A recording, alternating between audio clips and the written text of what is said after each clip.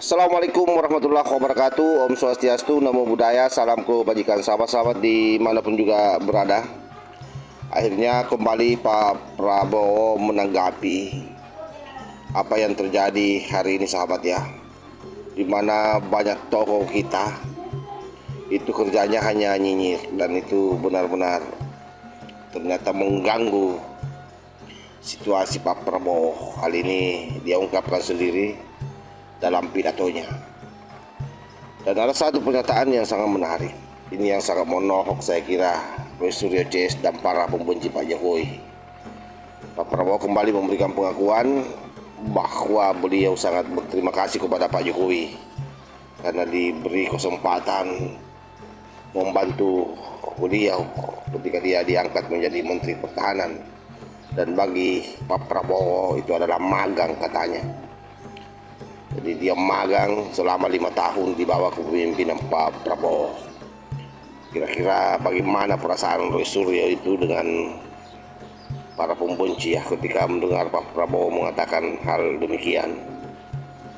Artinya tidak ada harapan bagi para teroris ini kalau mau menggantung harapan kepada Pak Prabowo agar mereka diampuni sahabat. Untuk lebih jelasnya, ini coba kita nonton videonya. Saya bersyukur saya mendapat kesempatan. Saya diajak bergabung dalam pemerintah Presiden Joko Widodo selama 5 tahun. Selama 5 tahun saya masuk ke dalam kekuasaan eksekutif. Jadi bagi saya 5 tahun itu adalah semacam masa magang, masa pembelajaran. Begitu saya hadir pertemuan kabinet yang pertama, saya lihat kelilingnya itu, dan memang saya sudah tentunya hadir pelantikan. Saya mengatakan kepada beberapa rekan-rekan, saya bilang, waktu itu kan 2019 saya kandidat yang kalah, ya kan?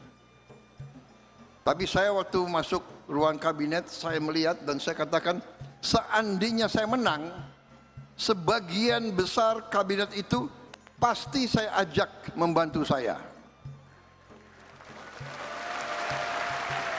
Dan itu terbukti begitu saya jadi presiden, ya banyak dari mereka masih tetap saya ajak. Kenapa? Karena memimpin, mengelola dan mengendalikan pemerintahan untuk sebuah negara sebesar ini harus terdiri dari putra-putri terbaik. Tidak bisa kita sembarangan. Jadi saudara-saudara, memang kita harus akui dengan kebaikan bangsa Indonesia, elitnya juga banyak yang ya, mau dikatakan apa ya, nggak tahu. Pengalaman saya semakin tinggi di masyarakat, sesungguhnya semakin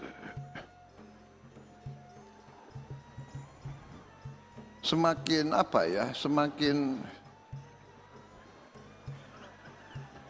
kurang ikhlas begitu. Yang di bawah rakyat kita luar biasa. Luar biasa. Rakyat kita di bawah, tapi semakin ke atas. Jadi ada budaya suka nyinyir, suka ngejek. Apa yang dibuat oleh bangsa sendiri nggak bagus. Ini aneh ini, tapi tidak apa-apa. Karena ini banyak pendeta, banyak romo, ya kan. Jadi kita harus selalu sekarang bicara kebaikan.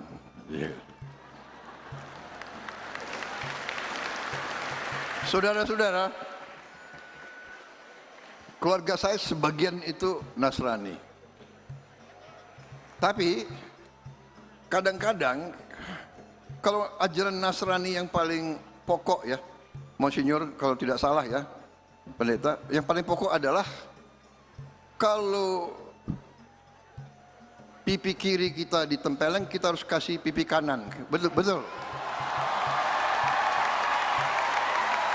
Betul ya? Betul. Karena waktu kecil saya sekolah Kristen juga saya itu. Jangan-jangan saya ngerti cerita-cerita di Bible lebih dari saudara-saudara itu. Jangan-jangan. Bener kan? Ajaran Nasrani. Kalau ditempeleng pipi kiri harus kasih pipi kanan. Harus memaafkan, kan begitu kan?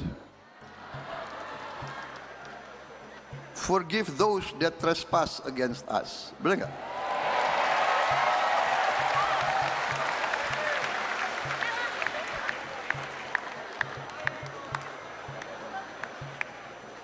Forgive us our trespasses as we forgive those that trespass against us.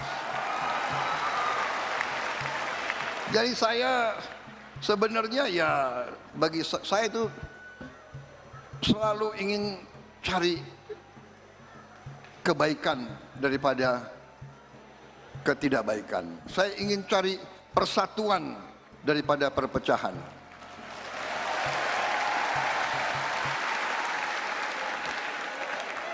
Kalau masuk ke dalam kancah politik, pasti persaingan sangat keras, ketat, dan tidak ada masalah. Masuk lapangan bola pun persaingan sangat keras. Mana ada orang yang mau kalah. Benar? Iya kan? Waktu kita kalah sepak bola saja sedihnya bukan main. Aku kalah Pilpres berapa kali itu, udah lupa.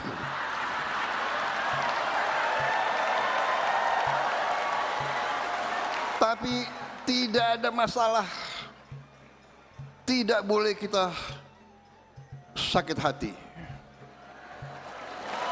Tidak boleh dendam. Tidak boleh benci. Dan itu saya berusaha untuk teguh pada pendirian itu.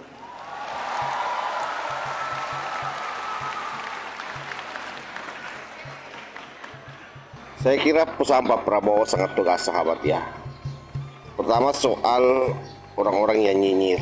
Ya kita tahulah bahwa memang di negara kita ini ada segelintir orang yang sepertinya tidak puas dengan kekalahan yang dialami, yang tidak puas dengan banyaknya mungkin kepentingannya yang tidak bisa terakomodir, baik itu kepentingan kelompok ataupun kepentingan pribadinya.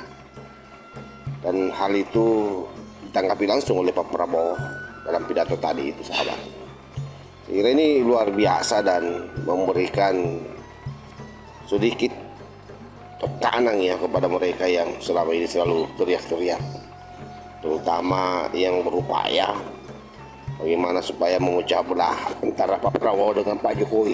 Pada posisi ini ya saya boleh mengatakan bahwa mereka game over karena Pak Prabowo tidak goyah, tetap saja memberikan pengakuan terhadap Pak Jokowi sahabat. Saya kira demikian. Wallahul muwaffiq ila aqwamit thoriq. Wassalamualaikum warahmatullahi wabarakatuh.